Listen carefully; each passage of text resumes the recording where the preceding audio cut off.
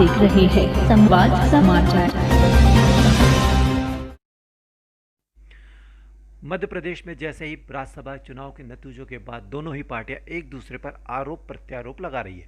कांग्रेस के पूर्व मंत्री पीसी शर्मा ने बीजेपी पर तंज कसते हुए कहा कि राज्यसभा में चुनाव में महाराष्ट्र पर भारी पड़े राजा, क्योंकि भाजपा के विधायक कांग्रेस को वोट देकर चले गए। कांग्रेस का मैनेजमेंट बहुत मजबूत है।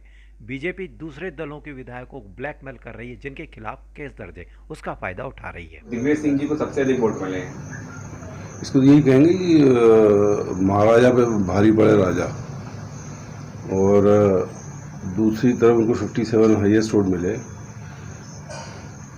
और बीजेपी का जो फिगर था 113, उसमें उनको 111 मिले। मतलब दो भारतीय जनता पार्टी के नाम भी आ रहे हैं, बागरी जी और जाटव जी, इन लोगों ने कांग्रेस को वोट किया है।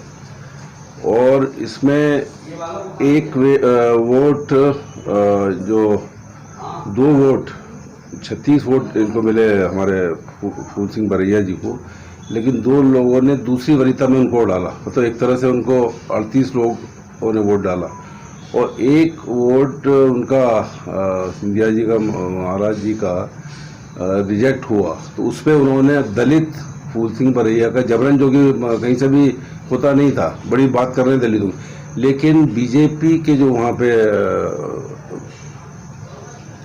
ऑब्जर्वर और जो थे नेता, उन लोगों ने उनका जानबूझ के रिजेक्ट करा दिया। इसलिए बात न किया करें दलितों की। 1 वोट क्योंकि महाराजा कैसे हो गया तो बोले दलित का भी होगा, तो ये मानसिकता इनकी रही है। और ये मान के चलिए कि इस राज्यसभा के चुनाव में कांग्रेस का मैनेजमेंट मजबूत रहा, और ये पूरी सरकार और 2 इनके केंद्रीय मंत्री आए, ये पूरी तरह फेल हो गया। 2 वोट इनके जो इनका आंकड़ा था उससे ज़्यादा कांग्रेस को मिले।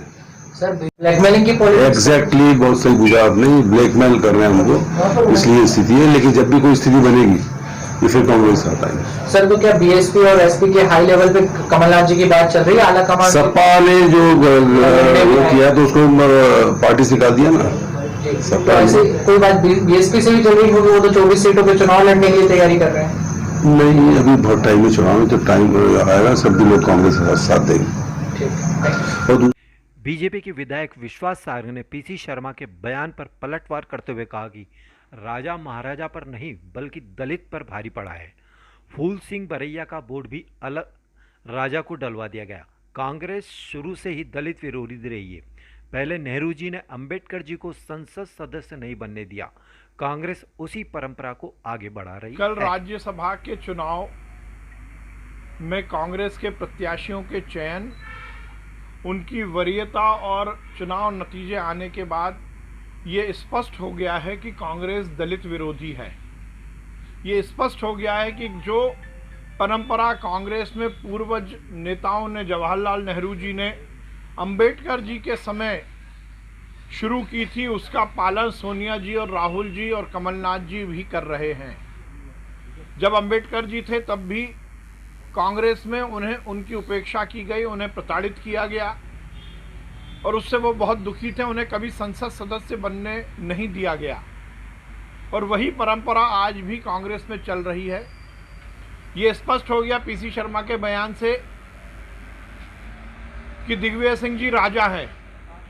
उनके बयान में मैं परिवर्तन करना चाहता हूं। राजा महाराजा पे भारी नहीं पड़ा, राजा दलित पर भारी पड़ गया। और जिस प्रकार से फूल सिंह बरैया जी को वरीयता क्रम में 2 नंबर पर रखा, सबसे पहले वो उनका अपमान हुआ, और दिग्विजय सिंह जी को जो सामंतवादी हैं, जो राजा हैं, उनको आगे रखा गया। और तो और फूल सिंह बरैया जी के वोट भी दिग्विजय सिंह जी को ट्रांसफ़र करा दिए गए, जिसमें दिग्विजय सिंह जी को ज़्यादा वोट मिले। पीसी शर्मा जी अपने ज्ञान में वृद्धि करें।